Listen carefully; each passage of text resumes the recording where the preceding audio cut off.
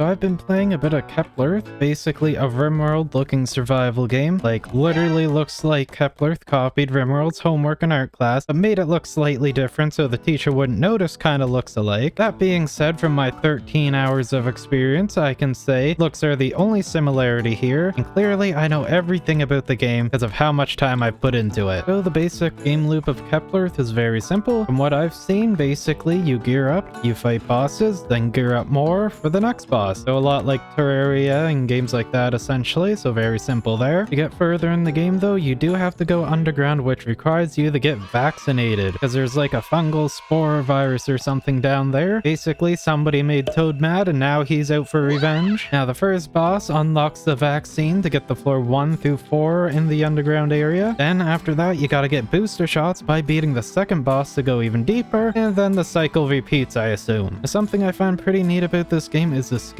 system. It's not like other systems where you're stuck with what you pick. Instead, you place these genes that you analyze to get into a menu. Some of the perks are different shapes and sizes, so basically this game also has Tetris in it, and you have to figure out how to squeeze all the juicy perks you want into this menu. After 13 hours in is basically full for me. Another interesting thing is while playing, you can get raided by random enemies that apparently dig all the way to your base, so you have to commend them for that. But basically, this is like a tower defense kind of thing because you can set up traps to help defeat them. I think you can also disable this when creating your world, so if you don't want to have like raids like this, then you don't have to, which is nice because they can break down like walls and stuff around your base. A few more things, most of which I haven't played around with, include pets. You can also get followers, and you can get people to move in the houses you make. There's probably more that I don't know about or have completely forgotten about, but anyway, I pretty much only played around with the pets. Basically, they will follow you around and help fight. You can set them to be more or less aggressive. Some can be mounted so you can ride around and move faster on them. You can also give them drugs to level them up because obviously. I should mention you do need pet food to heal them, and you can set them to auto eat food after falling below a certain amount of health that you set. There may be more to them that I haven't played around with, but that's all I know for right now anyway. Last but not least, I should mention this game does have a story to it.